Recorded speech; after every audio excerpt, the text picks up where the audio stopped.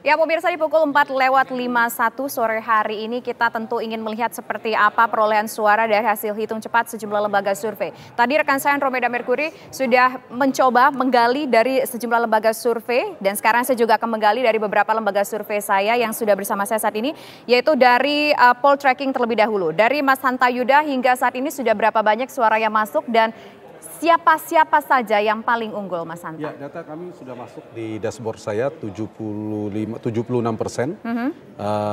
Yang unggul masih stabil ya. Ini sudah sangat stabil grafik masuknya data. Ini menambah hampir 80% sebenarnya.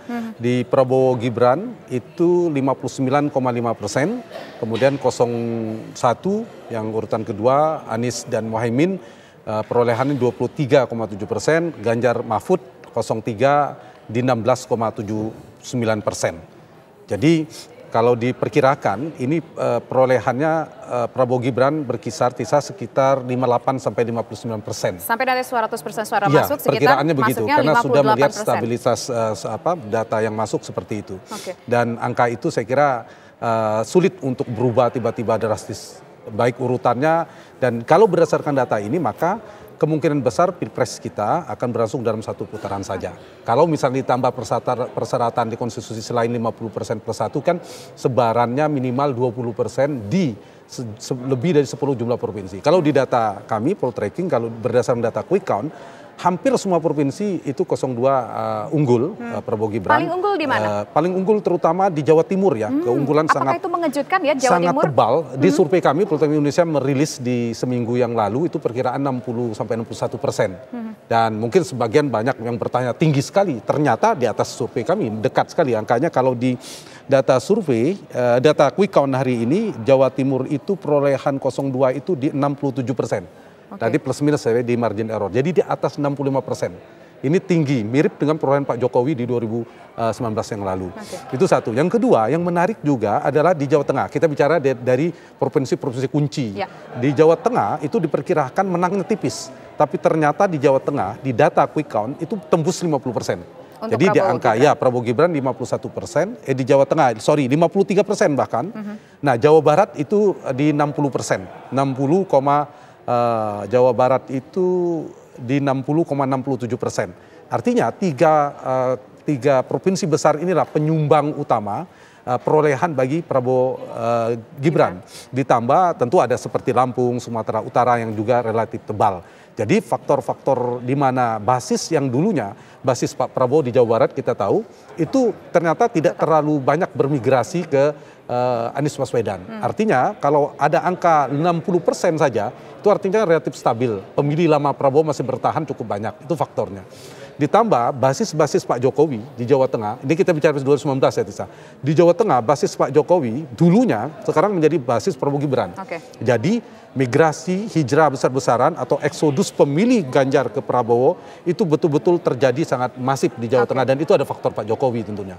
Ditambah Jawa Timur sekarang. Nah, akumulasi dari inilah yang menyebabkan ada kemenangan yang cukup tebal ya di angka 58 sampai 59% menjadi faktor yang saya kira perlu dibaca. Nah, yang lain lagi saya kira analisa yang perlu didalami Tisa. Peta konstelasi ini Pak Prabowo, Pak Anies dan Pak Ganjar.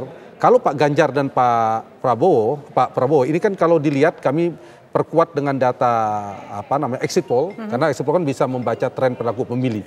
Nah, pergeserannya itu pemilih-pemilih Jokowi yang puas kolam besar sekitar 80% itu semakin mendekati pemilu terus bermigrasi dari Ganjar ke Prabowo.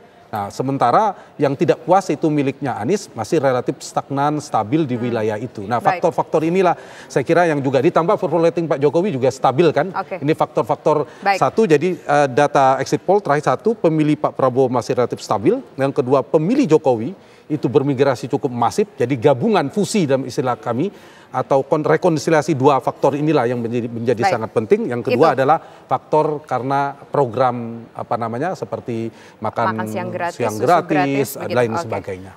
Itu kalau dari poll tracking data yang masuk dan juga analisis data yang mungkin bisa kita peroleh. Kalau dari Cyrus Network bagaimana Mas Hafizul? Ya, kita sudah di angka 78,85% ya. Tapi kualitas randomnya sudah sangat bagus, 97,98. Artinya Kalau ada perubahan kemungkinan itu cuma 2% kemungkinannya, secara statistik bicara seperti itu. Dan hasilnya sama, agak identik sebenarnya. Kita hari ini bersyukur Bang semuanya kalau misalkan nggak ada lembaga Berapa survei kredibel. siapa yang paling unggul dengan Pak perolehan? Prabowo 58,34, Pak Anies 24,94, Mas Ganjar 16,72. Sama. Tapi yang paling kita syukuri itu hari ini semua lembaga kredibel tidak ada yang berbeda. Jadi ada kejumhuran di sini. Jadi kita tidak banyak bicara tentang konflik. Nah itu kita syukuri.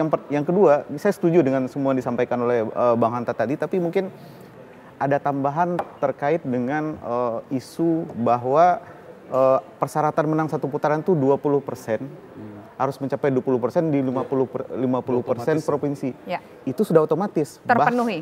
Bahkan kita akhirnya tidak jadi menemukan ada satupun provinsi di Indonesia yang Pak Prabowo di bawah 20%. Iya. Pak Mungkin Aceh ya nanti. Aceh kita menemukan Itu ada berapa provinsi Mas kalau dari Cyrus Network yang sudah masuk datanya semua sudah masuk? Semua ada masuk. Semua Untuk sudah Pilpres masuk dan semuanya 20%? ada kemungkinan kemungkinannya tidak ada. Pak Jokowi aja dulu ada Bang. Aceh dan Sumatera Barat Pak Jokowi nggak mencapai 20%. Tapi sekarang Pak Prabowo kemungkinannya, statistically speaking ya, kemungkinan semua provinsi itu Pak Prabowo mencapai angka 20%. Ini kita udah bicara sama Bang Hanta barusan, ya kita kemungkinan sepakat gitu. Jadi misalkan kalau satu putaran, ini udah imminent. Kalau di Cyrus CSIS, mungkin hari ini, saat ini sekarang kita sedang menyiapkan di sana, mungkin deklarasi ya, mungkin declare data, di open.